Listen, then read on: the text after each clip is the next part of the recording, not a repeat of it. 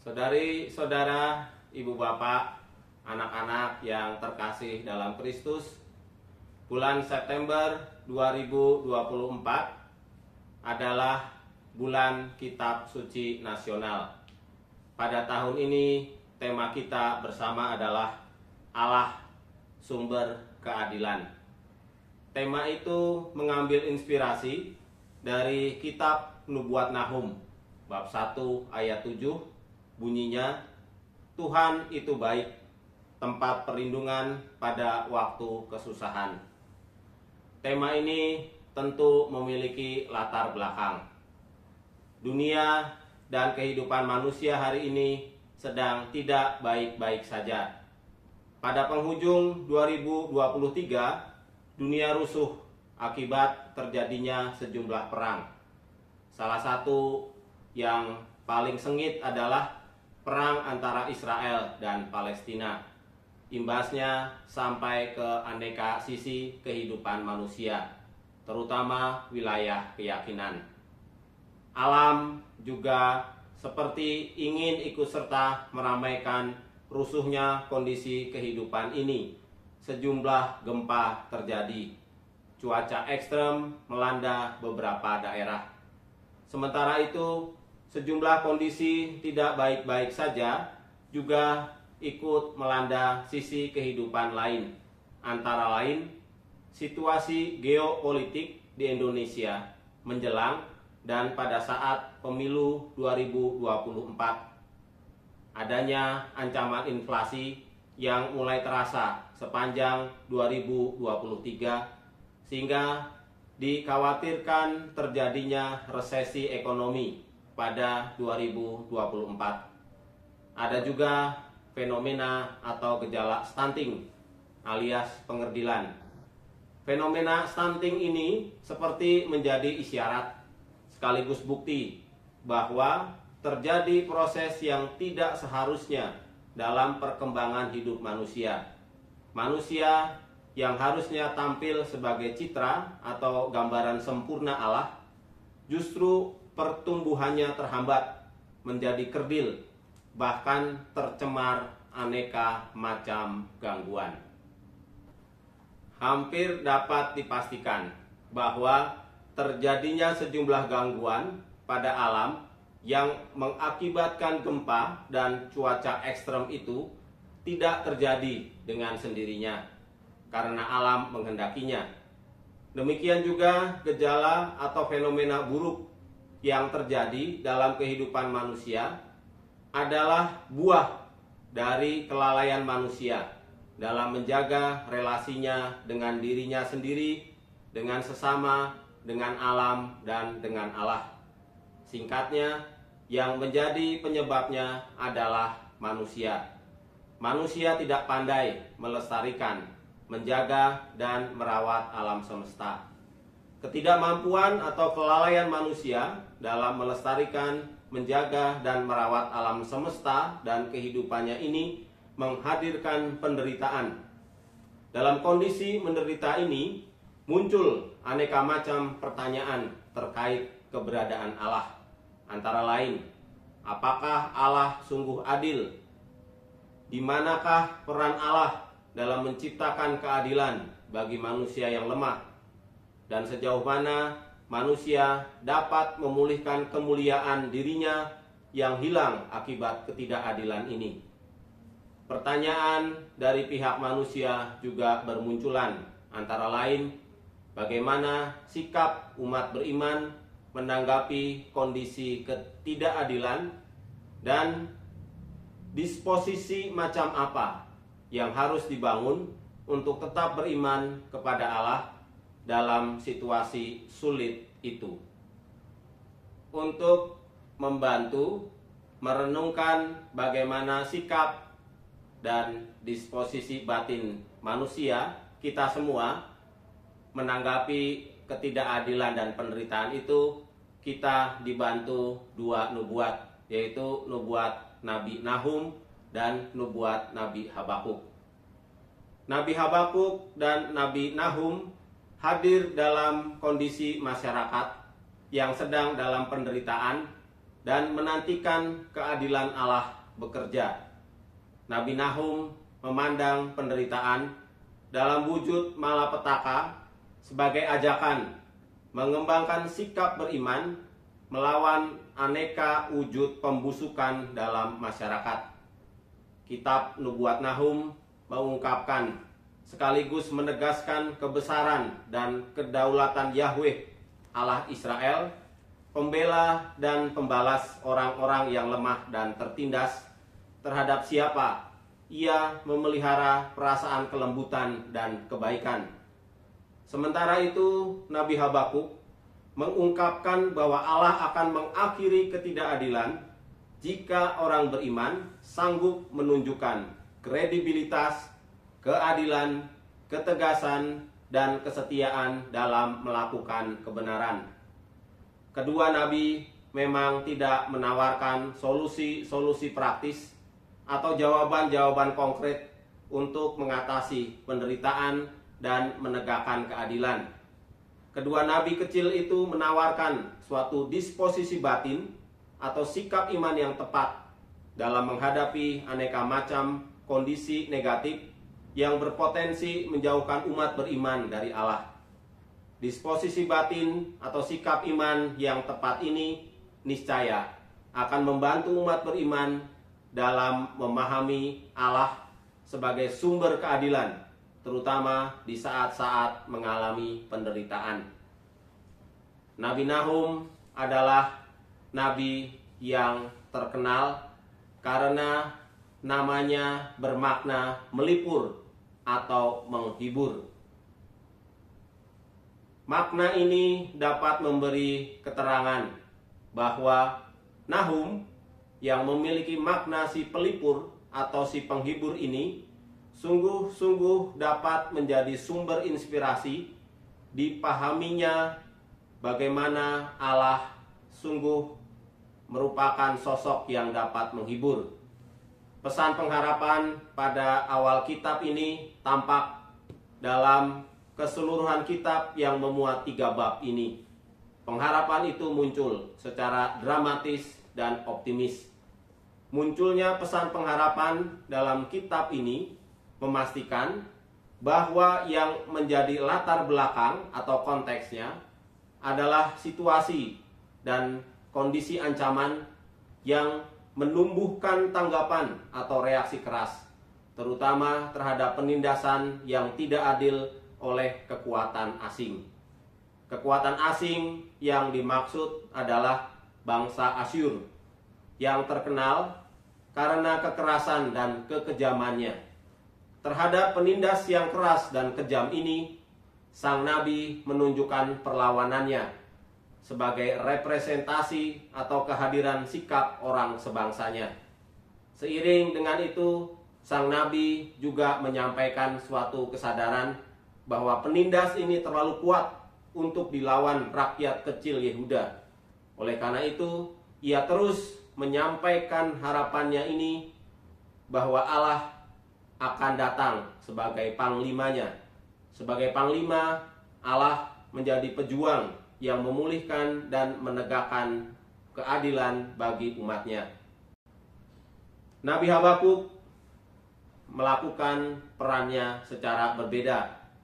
Habakuk menjadi gambaran sosok yang sanggup menyibukkan dirinya ke dalam setiap keprihatinan historis masanya, sekaligus berusaha menangkap dan menghadirkan kehendak Allah dalam setiap kesempatan hidupnya.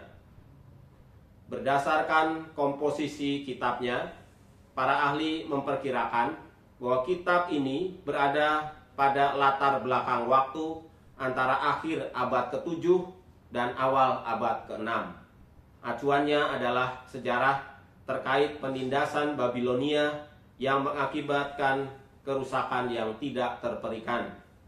Penindasan ini ditanggapi Habakuk dengan mengobarkan ancaman bagi para penindas dalam wujud doa bernada ratapan. Habakuk adalah seorang anak zaman.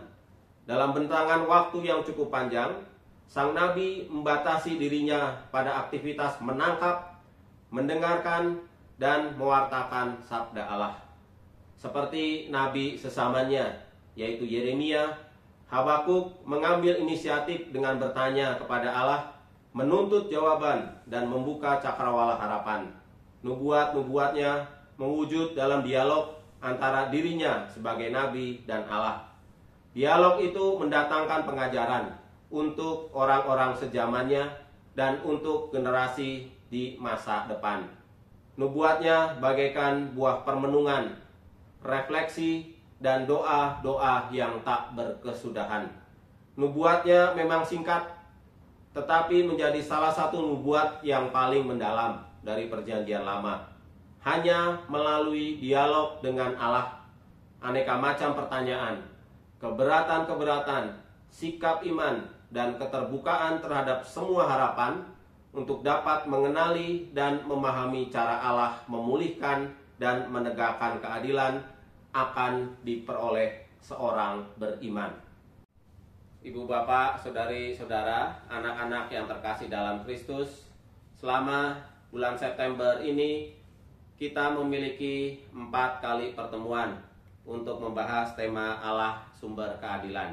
Kita mulai dari pertemuan yang pertama. Pertemuan pertama kita memiliki tema Allah dasar pengharapan dalam kesulitan. Teks yang akan kita gunakan adalah Nubuat Nahum bab 1 ayat 1 sampai 8. Pada pertemuan pertama ini, dengan bantuan Nubuat Nahum, kita semua umat beriman dapat melihat bahwa kehendak Allah bekerja dengan merusak segala bentuk ketidakadilan. Setelah segala wujud dosa yang menyebabkan ketidakadilan itu dihalau dan dihancurkan, Allah membangun dan menata kembali kehidupan yang menghadirkan keselamatan. Pengharapan bagaikan setetes air sejuk yang membasahi mulut-mulut yang dahaga. Bagi orang beriman, satu-satunya pengharapan adalah Allah. Allah menjadi penjamin bahwa dalam aneka macam kesulitan, terutama yang disebabkan ketidakadilan, kehendak Allah akan terlaksana. Ketidakadilan yang bersumber dari dosa menimbulkan kesulitan bagi manusia. Kehendak Allah hadir untuk menata dan merapikan kembali segala sesuatu yang rusak akibat dosa itu. Dengan itu pula Allah memberi jaminan bahwa dirinya adalah satu-satunya harapan akan keteraturan hidup yang dapat melepaskan manusia dari aneka macam kesulitan. Kitab Nahum memusatkan perhatiannya pada jatuhnya kota Ninibe, ibu kota kekaisaran Asyur. Sebagai seorang nabi, Nahum tidak sekadar memandang dan memahami peristiwa itu sebagai kenyataan sejarah. Nahum menafsirkan jatuhnya Ninibe sebagai wujud nyata tergenapinya pengharapan Yehuda yang sedang dalam kesulitan. Yehuda mengalami penindasan Asyur sebagai kuk yang sangat berat membebani kehidupan mereka. Kenyataan bahwa pada akhirnya kota Ninibe sebagai pusat kekaisaran Asyur jatuh dan hancur lebur menjadi suatu bukti nyata bahwa Allah mendengarkan pengharapan Yehuda yang sedang dalam kesulitan. Allah tidak membiarkan umatnya berada dalam kuk penderitaan. Allah bertindak menghancurkan musuh yang menyulitkan kehidupan umatnya. Sejumlah ahli menyatakan bahwa teks Nahum bab 1 ayat 1 sampai 8 ini memuat jejak-jejak mazmur akrostik. Sampai hari ini mazmur akrostik ini dipertahankan walaupun kondisinya rusak. Yang dimaksud dengan istilah akrostik adalah komposisi puitis, di mana kata pertama dari setiap ayat dimulai dengan huruf sesuai dengan urutan progresif dari alfabet, yaitu A, B, C, D, dan seterusnya. Dengan memperhitungkan keberadaan mazmur akrostik itu, para ahli menyusun sistematika awal kitab ini. Penggunaan mazmur akrostik yang rusak sebagai pola dasar kidung kekuatan Allah itu mengungkapkan sekurang-kurangnya dua penafsiran. Pertama, kekuatan Allah terencana dan tertata rapi sedemikian rupa sebagaimana tampak dalam susunan alfabetikal yang berurutan A, B, C, D, dan seterusnya. Ungkapan kekuatan yang tertata rapi itu tampak pada kata-kata panjang sabar, besar kuasanya, baik, dan tempat perlindungan pada waktu kesusahan. Kekuatan Allah yang tertata rapi sanggup mengembalikan kondisi rusak menjadi teratur kembali. Kedua, kondisi rusaknya susunan akrostik itu mau menunjukkan dampak atau akibat dari kekuatan Allah yang merusak dan membuat kota Niniwe hancur. Ungkapan daya rusak itu tampak dalam kata-kata puting beliung, badai, debu, tandus, layu, dan roboh. Daya rusak kekuatan Allah itu membuat Basan, Karmel, dan Libanon yang tadinya terkenal indah, subur, dan nyaman menjadi rusak dan hancur. Bagian awal bab berikutnya melukiskan gerakan berkecepatan tinggi serta berdaya rusak besar itu dengan keberadaan perisai para pejuangnya yang berwarna merah dan kereta yang melaju liar di jalan. Masa-masa sulit saat Nahum hidup menjelaskan penggunaan bahasanya yang cenderung kasar. Penggunaan ungkapan yang lugas cenderung kasar ini justru memberi ilham para pembaca, sekaligus menyemangati orang-orang beriman yang penuh harapan yang sedang hidup di masa-masa sulit yang sama. Kesulitan hidup menuntut orang beriman untuk menumbuhkan dari dalam dirinya kehendak kuat untuk bangkit dan melawan dosa. Dosa itu dapat datang dari dalam diri sebagai kecenderungan untuk berbuat jahat. Dosa itu juga dapat datang dari luar diri dalam wujud ketidakadilan yang disebabkan kecenderungan kolektif atau bersama manusia yang berhasrat mengambil sesuatu yang bukan merupakan haknya. Dosa yang menyebabkan ketidakadilan hanya dapat dilawan dengan kehendak yang kuat dan tindakan mengubah diri yang bersifat segera atau tidak menunda-nunda, supaya cepat terbebas dari akibat-akibat yang menyulitkan hidup. Nahum yakin bahwa Allah menepati janji-janji yang dibuat untuk orang-orang yang percaya kepadanya. Janji-janji Allah itu bukanlah pepesan kosong atau harapan-harapan palsu. Janji itu menjadi pemenuhan harapan bagi bangsa terpilih yang sedang dalam kesulitan, terutama menjadi korban ketidakadilan.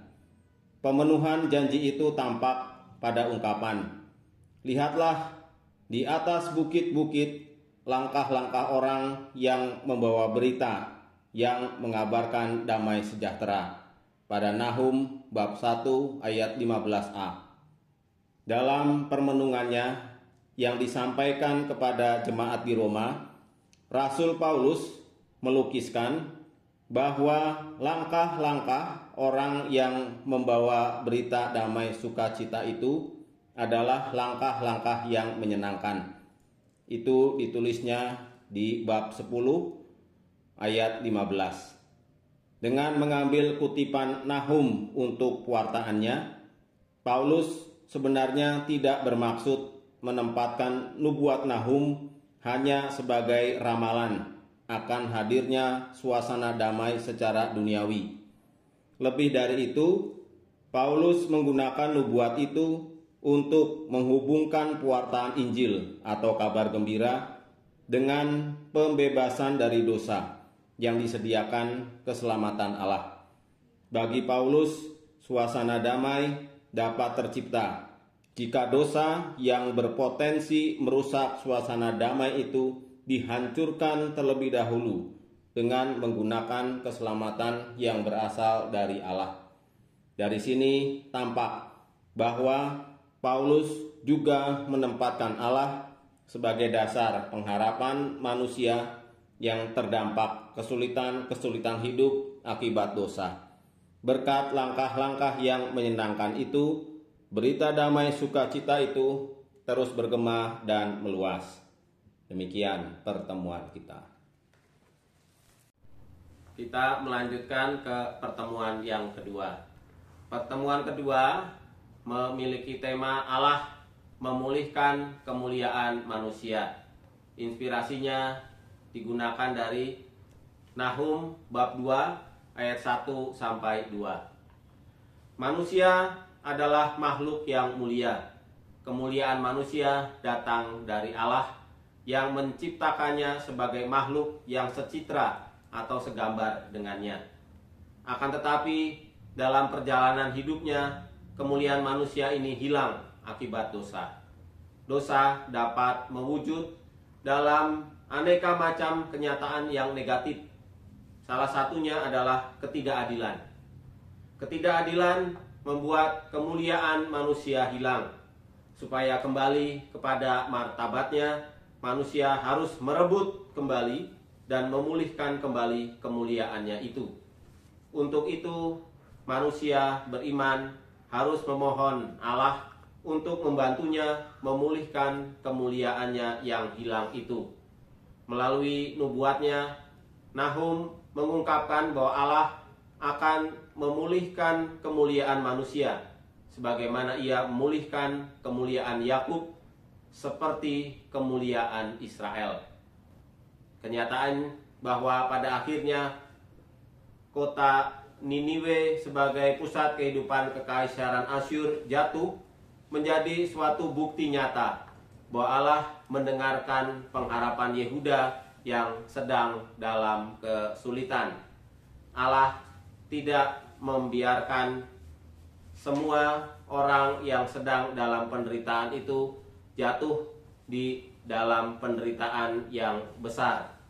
Oleh karena itu, Allah berkehendak memulihkan kemuliaan manusia. Kemuliaan manusia sekali lagi rusak akibat dosa.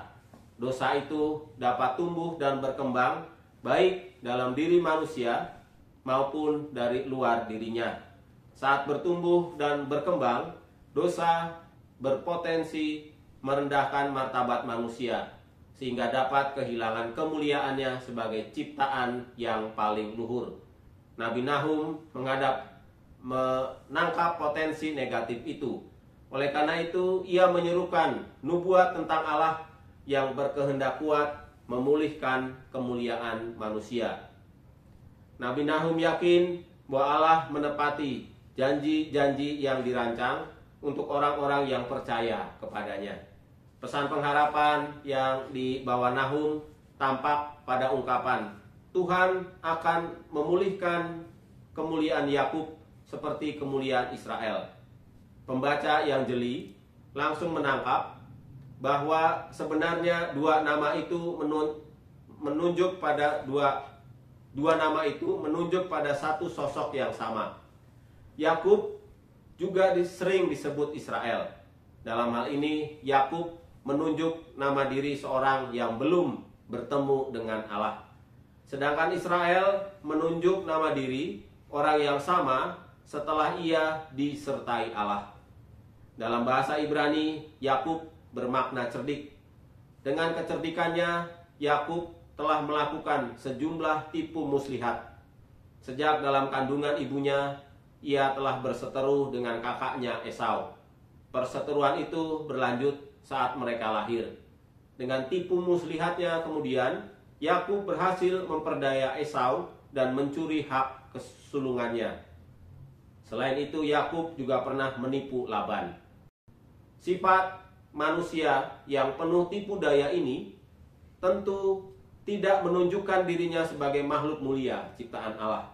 Sifat cerdik yang mengarah kepada licik yang dimiliki Yakub itu terhenti saat pada suatu malam ia mengalami peristiwa yang mengubah hidupnya. ia bertemu dan bergelut dengan seorang asing sampai fajar tiba. Orang asing itu berhasil memukul sendi pangkal paha Yakub sehingga terpelecok. Akan tetapi Yakub berhasil memegang orang asing itu. Yakub tidak membiarkan orang asing itu pergi sebelum orang asing itu memberkati dirinya.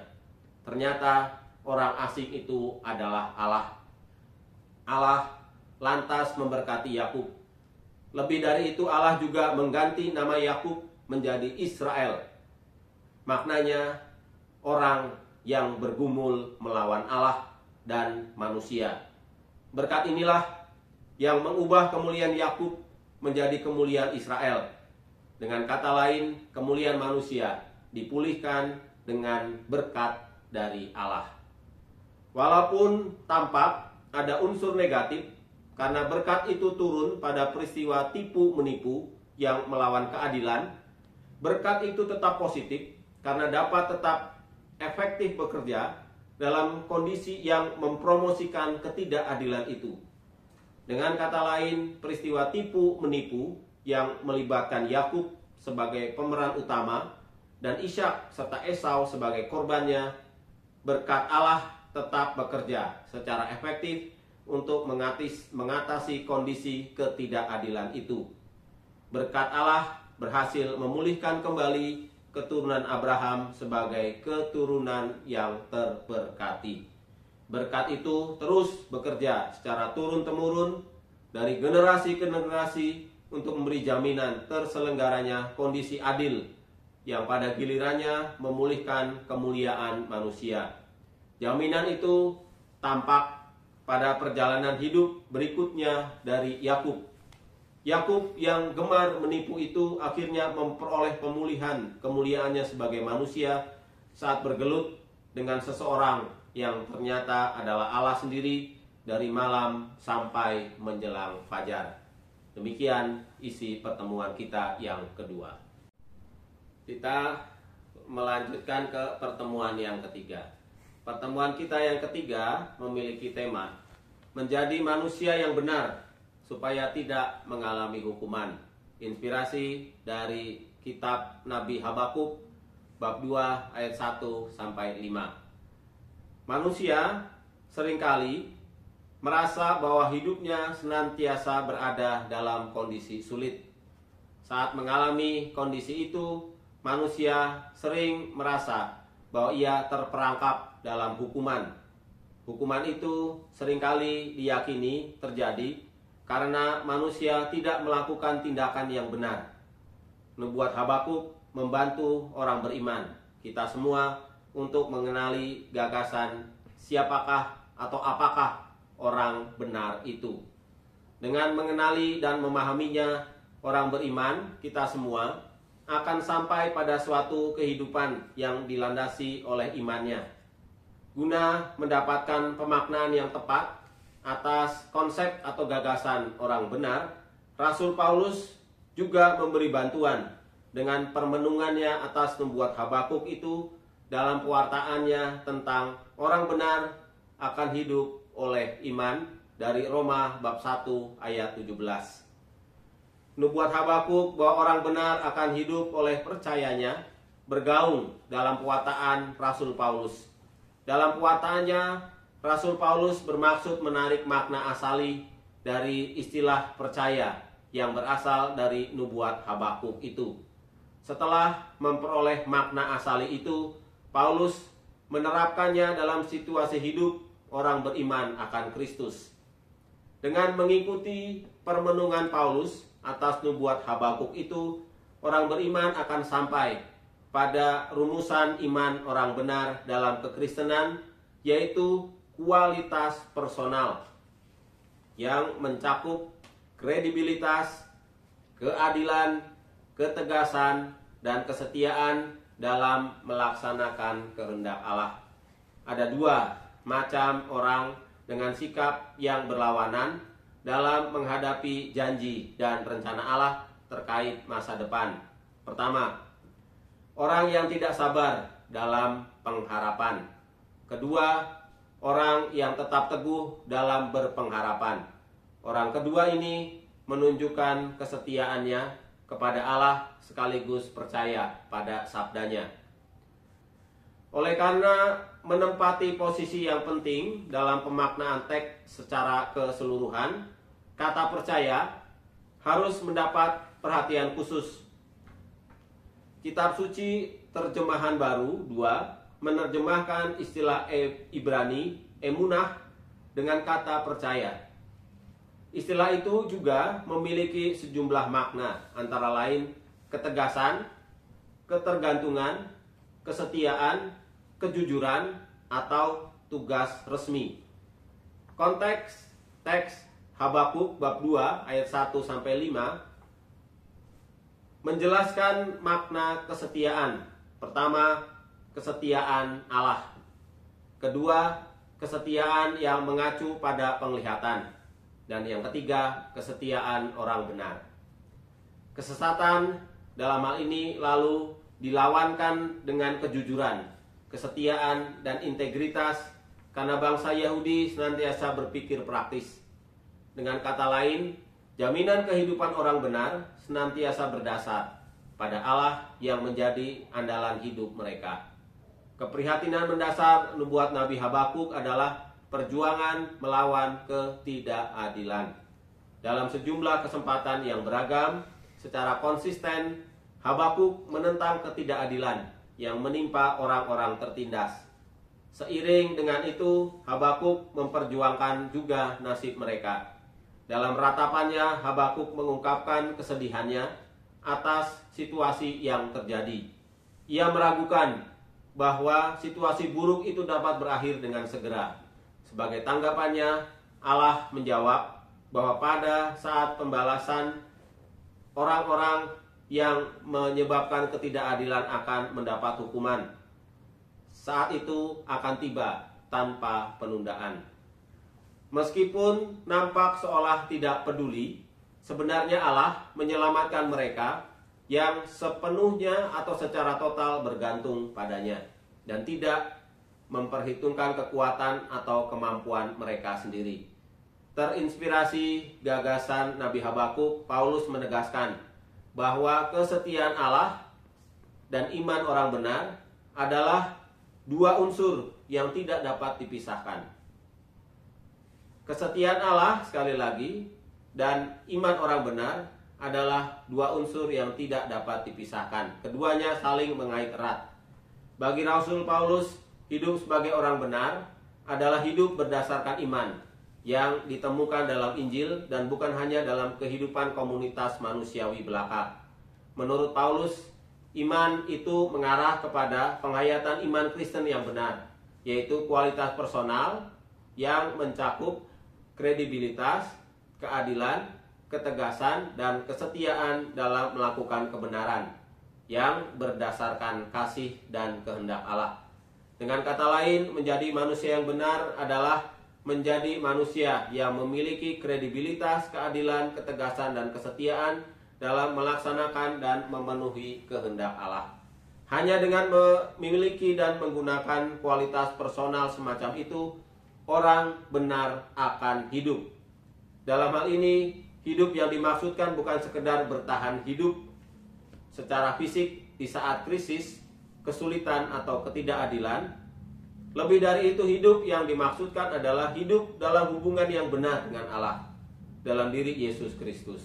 Iman yang benar adalah iman yang tekun, setia, bertahan, bahkan dalam periode krisis sebagai suatu kepenuhan hidup orang beriman yang benar. Demikian pertemuan kita yang ketiga.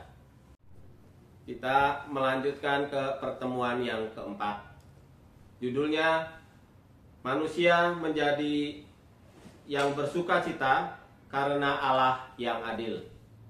Teksnya adalah Habakuk bab 3 ayat 1 sampai 19. Menjadi manusia yang bersuka cita karena Allah yang adil menjadi tema pada pertemuan keempat ini. Keadilan dapat tercipta hanya jika manusia memahami dan sekaligus bersuka cita karena memiliki Allah yang adil. Pemahaman akan Allah yang adil itu harus tumbuh dan berkembang dalam diri manusia berdasarkan pengalaman akan aneka macam keadilan dan kebaikan Allah di dalam hidupnya. Pengalaman-pengalaman positif akan kehadiran Allah akan membangkitkan harapan dalam diri manusia yang beriman bahwa hidup yang dijalaninya merupakan berkat atau anugerah dari Allah yang terus-menerus mengendaki hidupnya berada dalam kondisi damai sejahtera dan adil. Nubuat Habakuk membantu orang beriman dalam memahami Allah yang adil melalui doa. Doa dalam arti dialog atau bincang-bincang dengan Allah menghantarkan orang beriman kepada pemahaman akan kondisi yang dialami sekaligus kehendak Allah yang harus terjadi. Pemahaman itu pada gilirannya akan mendorong orang beriman untuk sampai pada tahap penghayatan iman yang benar. Iman yang benar adalah iman yang tekun setia bertahan, bahkan dalam periode krisis sekalipun, dan yang berkembang berkat dialog terus-menerus atau intensif antara Allah dengan manusia. Hanya melalui dialog dengan Allah, manusia dapat memahami situasi hidupnya, termasuk situasi hidup yang krisis, yang tidak adil, sekaligus berusaha menangkap kehendak Allah yang berkehendak di dalam dirinya. Habakuk menutup kitab nubuatnya dengan optimisme atau harapan. Ia melihat bahwa Allah terus-menerus mengusahakan yang terbaik untuk hidup umat beriman. Optimisme atau harapan itu tumbuh dan berkembang bukan pertama-tama karena telah menerima aneka macam hal baik menurut sudut pandang manusiawi. Harapan atau optimisme itu tumbuh dan berkembang berkat dialog secara terus-menerus atau intensif dengan Allah, Sang Penyelenggara kehidupan. Sekaligus hanya dengan melalui dialog dengan Allah, aneka macam pertanyaan, keberatan, sikap, iman, dan keterbukaan terhadap semua harapan untuk dapat mengenali, mendengarkan, menafsirkan, dan memahami jalannya sejarah dan masalah akan diperoleh seorang yang beriman. Kitab Habakuk berakhir dengan suatu puisi yang luar biasa indah. Puisi berupa doa itu menghadirkan Allah sebagai sosok pejuang dimensi kosmik atau yang mengandalkan kekuatan-kekuatan alam. Allah bersedia menghukum musuh dan menyelamatkan umatnya. Dalam penulisan kitab nubuat Habakuk, puisi ini menunjukkan bahwa Allah sendirilah yang berjuang melawan bangsa Kasdim untuk mengakhiri kekaisaran yang fasik itu. Selain itu, harapan juga tampak pada disposisi batin sang nabi. Walaupun alam tidak menghasilkan buah-buah yang diharapkan, Habakuk tetap berharap bahwa Allah yang menjadi kekuatannya. Iman yang benar adalah iman yang tekun setia bertahan, bahkan dalam periode krisis sekalipun, sebagaimana yang diungkapkan Habakuk sebagai suatu kepenuhan hidup orang beriman. Bersama dengan Nabi Habakuk dan juga Nabi Sefanya sebenarnya, meskipun jelas berlabuh pada konteks zamannya masing-masing, Nabi Habakuk menghadapi masalah ketidakadilan yang lumrah untuk ukuran sejamannya. Menghadapi itu, Habakuk memberi tanggapan melalui hal yang sebenarnya melebihi ekspektasi atau harapan.